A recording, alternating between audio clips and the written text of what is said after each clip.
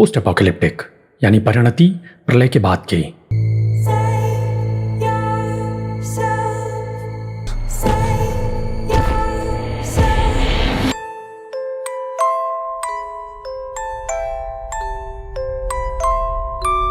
What are you doing? Praying to who? Anyone that's listening?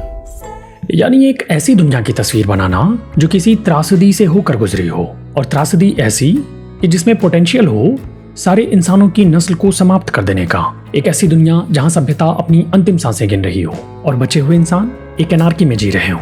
Industrialisation के बाद से हमारी दुनिया में ऐसे कितने ही प्रेडिक्शन किए गए हैं कि धरती खत्म होने वाली है, कयामत आने वाली है, परमाणु हथियार, पानी की कमी, जलते हुए जंगल, बाढ़, तूफान, सूखा, बदलता हुआ मौसम, ग्लोबल वार्मिंग, प्लेग, कोरोना या कोई नया वायरस। वो न जाने कौन सी त्रासदी होगी जो एक न एक दिन हम इंसानों को मिटा देगी। जिस वक्त सेकेंड वर्ल्ड वॉर खत्म हो रही थी और यूएसए ने जापान पर 2 परमाणु बम गिराए थे, तब से लेकर अब तक इंसान इस धरती पर ऐसे जी रहे हैं जैसे उनके दिन उधार के हों।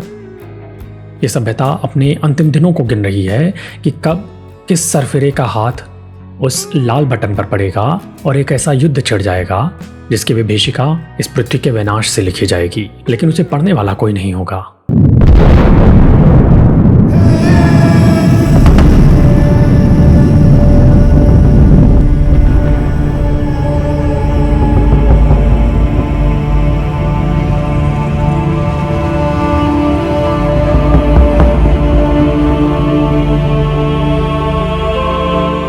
लेकिन इन नाउमीदियों के बीच हम ये बात जानते हैं कि अब हम वहां पहुंच चुके हैं जहां हमें मिटाने के लिए सिर्फ एक परमाणु युद्ध काफी नहीं होगा। ये दिया बुझने से पहले एक बार टिमटिमाएगा। पोस्ट एपोकलिप्टिक दुनिया की कल्पना इसी नाउमीदी और उम्मीद के बीच लटकती हुई दिखाई देती है।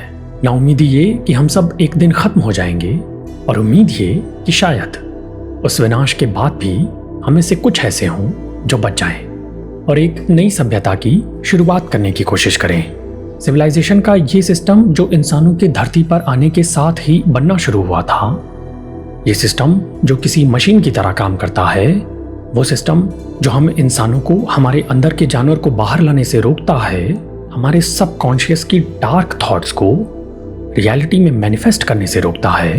क्या होगा अगर ये सिस्टम, ये मशीन कोलैप्स कर जाए?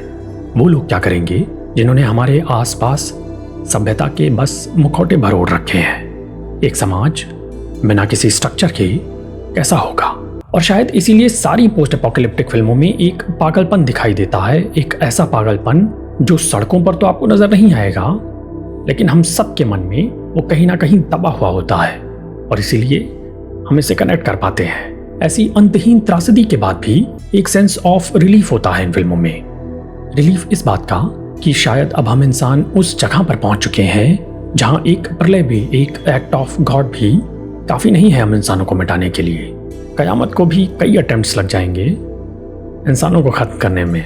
80s के दशक में एक पॉप आइकॉन बनकर उभरा ये जानरा आज भी दर्शकों के बीच में काफी पसंद किया जाता है।